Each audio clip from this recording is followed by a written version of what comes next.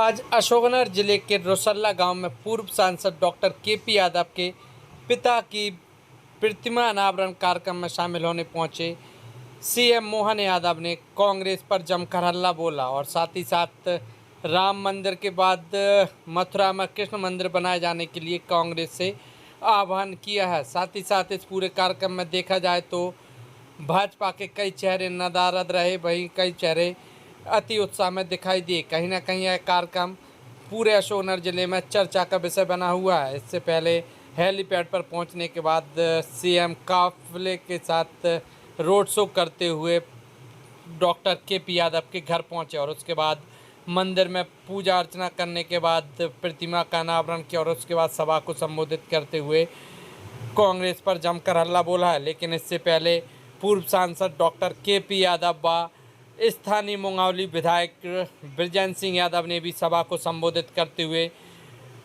Doctor KP Yadav के पिता और पूर्व जिला पंचायत अध्यक्ष रघुवीर सिंह रोसल्ला के जीवन पर प्रकाश डाला। साथ ही साथ डॉक्टर केपी यादव ने अपने पिता के बारे में न केवल जीवन परिचय दिया बल्कि बखान किया। फिलहाल देखा जाए तो यह कार्यक्रम पूरे अशोकनगर जिले में चर्चा का विषय अवश्य बना हुआ है। भाइयों, आज का दिन मेरे लिए, मेरे ग्राम के लिए, मेरे क्षेत्रवासियों के लिए हमेशा हमेशा हमेशा के लिए यादगार दिन रहेगा। भाइयों, यही वो रोसल्ला की धरती है जहां मेरा जन्म हुआ। इसी माटी में मैं बड़ा बड़ा और इसी माटी से मुझे शक्ति मिली और आप सबका भरपूर आशीर्वाद मिला कि आज आपके सामने इस मंच पर हमारे प्रदेश के मुखिया हमारे बीच पधारे। ये आप सबका आशीर्वाद और प्यार है। इस जिले का और गुना जिले का और साथ ही साथ शिवपुरी जिले का हमेशा रोसल्ला परिवार को भरपूर आशीर्वाद प्राप्त हुआ है।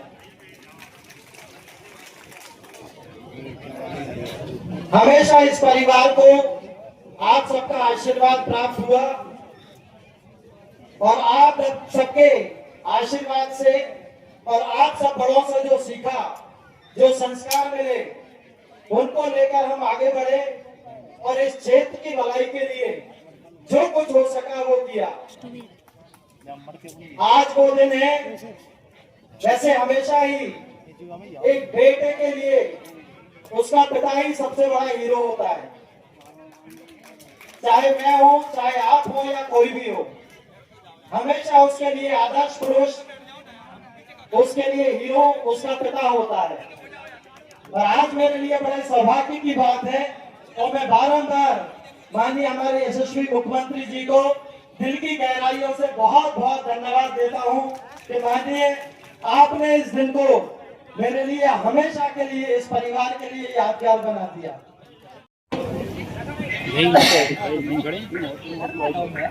मेरे पूज्य पिता स्वर्गीय रघुवीर सिंह जी हमें छोड़कर चले गए थे। ये उनकी 6वीं पुण्यतिथि है और आज के अवसर पर आपका आशीर्वाद है कि मुझे ये सौभाग्य मिला कि उनकी प्रतिमा का अनावरण इस प्रदेश के मुखिया, जन जन के लाडले, इस प्रदेश की चिंता वाले एक ऐसे व्यक्ति के द्वारा किया जा रहा है कि हम तो धन्य हो गए और हमारी 8 पीढ़ियां हमेशा आपकी जुड़ी रहेंगी कि आपने इस परिवार पर यह आशीर्वाद दिया कि मेरे पिताजी की मूर्ति के अनावरण में आप पधारे। क्योंकि मुझे और हम सभी को पता है आपके लिए एक एक मिनट बहुत कीमती है, एक एक क्षण बहुत ही कीमती है।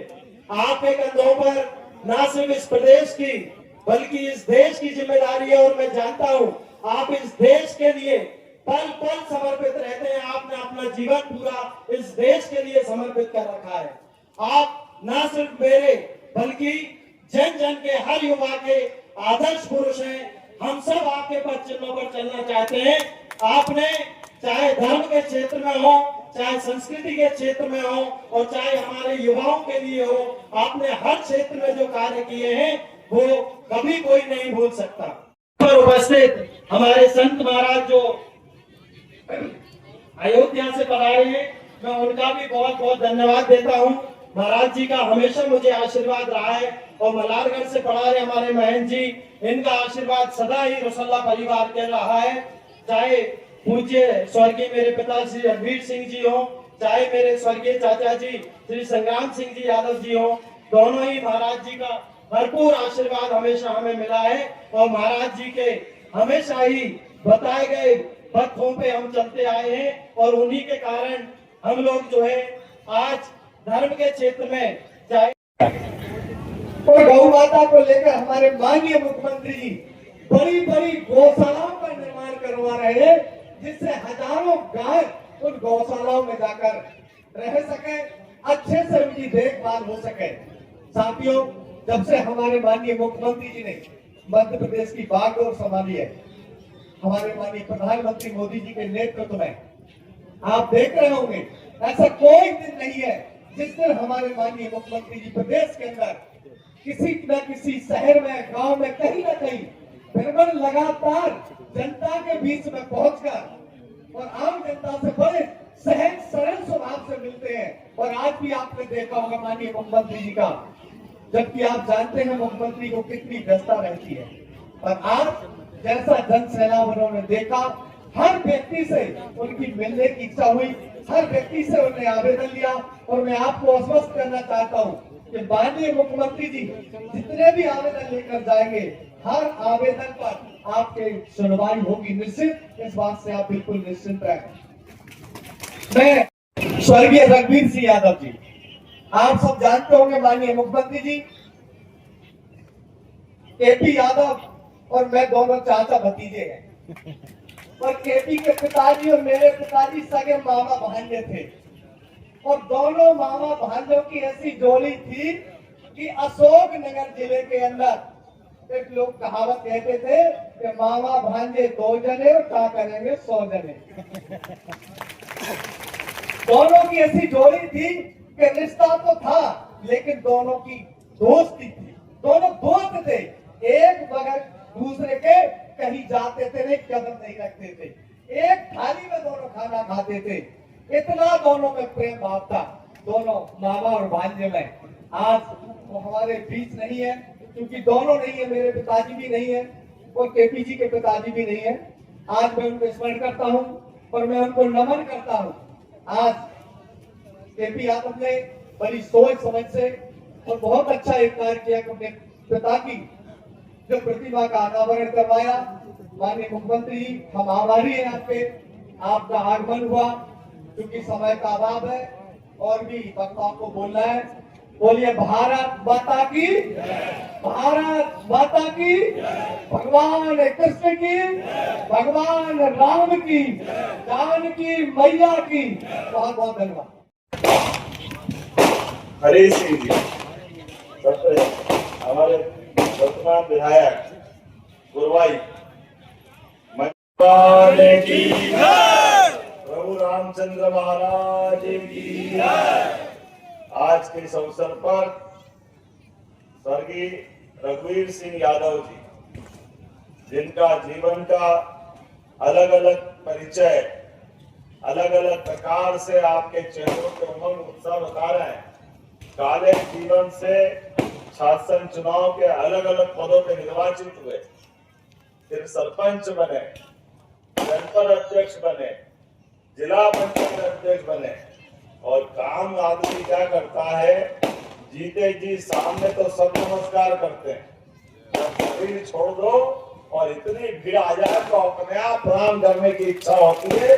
उनका जीवन धन्य हुआ है। भूपेन यादव जी ने भी अपनी उपस्थिति मेरे माध्यम से जोरदार अभिनंदन भूपेन यादव जी का, और यहाँ के सांसद वर्तमान में भारत सरकार के मंत्री श्रीमान ज्योतिरादित्य सिंधिया जी के लिए जोरदार तालियां बजाओ उनके भी तरफ से। आज उनने आना तय किया था लेकिन जरूरी काम आने से भटके हैं, उन्होंने कहा कि मेरी तरफ से भी आप शुभकामना देना। बाबूजी को नमन करते हुए आज का ये रसुल्ला गांव का ये जो आयोजन है, मैं उसमें अप्रत्यक्ष रूप से ही सही लेकिन पूरे आयोजन में मैं आपके माध्यम से प्रतिमा अनावरण के इस कार्यक्रम में हमारे लिए जन सेवा सहजता के प्रति मधुभाषी स्वर्गीय रघुवीर सिंह जी, जिनकी ये पुण्यतिथि छठवीं है, तो वास्तव में जिनकी पहचान एक राजनेता की नहीं, एक सामाजिक एकता सबको लेके चलने की जोरदार अभिनंदन करें एक ऐसे व्यक्तित्व के लिए, सच्चे अर्थों में गरीबों की सेवा करने के लिए, हर प्यासे खेत को पानी देने के लिए, और परमात्मा के आशीर्वाद से जल की रचना बनती, ऐसे में जल को सहेजने के लिए, और भगवान की तो क्या कृपा। ये गढ़ी उसके पहले कौन सा गांव से आए, दमदमा, अब रसुल्ला, हम तो रसगुल्ला ही बोलेंगे यार, जोरदार ताली वाली बजाओ यार, सब कुछ आनंद ही आनंद है, वहाँ कहाँ चकल्ला पड़े यार। बताओ कितना बढ़िया अपना गांव, और गांव के अंदर से इतने बड़े व्यक्तित्व का निकलना। मैं मान के चलता हूँ उनकी प्रतिमा आने वाली पीढ़ियों के लिए भी स्मरण दिलाएगी, और अच्छे काम करने की सदैव प्रेरणा रहेगी। दोनों हाथ जोड़ के उनको भी प्रणाम करता हूँ, उनके माध्यम से आपको नमन करता हूँ। जल कोई अपना रुका नहीं बना सकता। जमुना जी का कृष्ण कन्हैया कालिया नाग के मर्दन के माध्यम से जिन्हें दिखाया और समाज को सिखाया, होगा जहरीला नाग कितना भी, होगा पूरा परिवार के साथ उसका कब्जा। अरे बाल गोपाल ने जाकर गेंद के बहाने उसका घमंड तोड़ने का काम 5000 साल पहले करके दिखाया।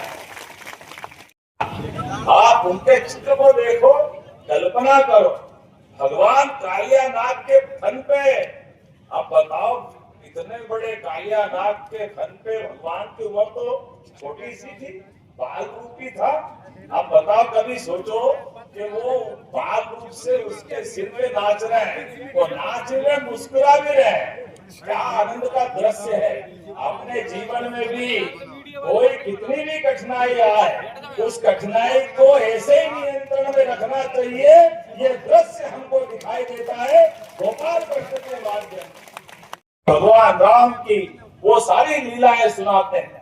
मनुष्य रूप धारण करके भगवान राम और भगवान कृष्ण इस धाम में आए हैं, लेकिन उनकी लीलाओं के लिए तो हम अपने अपने अलग अलग गांव मोहल्ले लाखों साल हो गए भगवान राम को, और 5000 साल से ज्यादा भगवान कृष्ण के हो गए।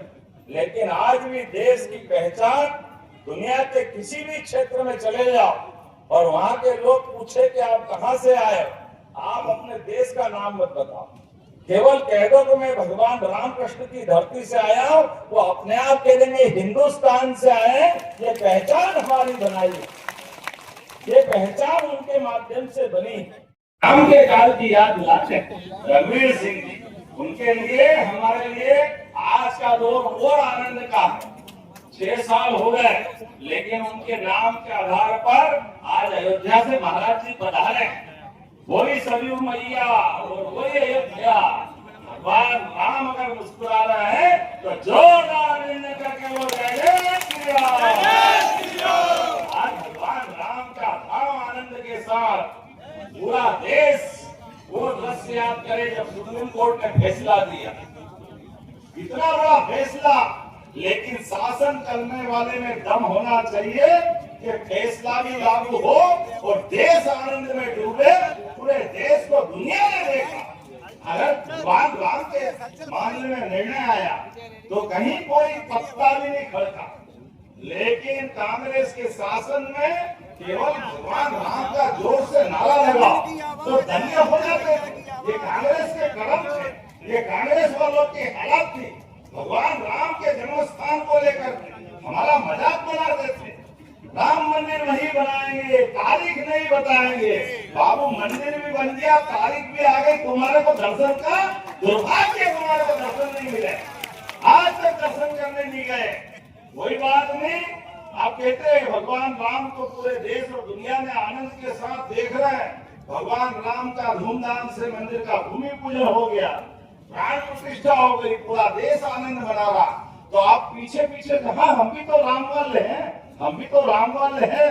अरे तुम राम वाले नहीं हो, तुम राम नाम सत्य वाले हो बाबू साहब। तुम अपने आप में झांके देखो, तुम्हारे कर्मों के कारण से कांग्रेस की दुर्दशा हुई है। तुम्हारे कर्मों के कारण से लोकतंत्र अपमानित हुआ।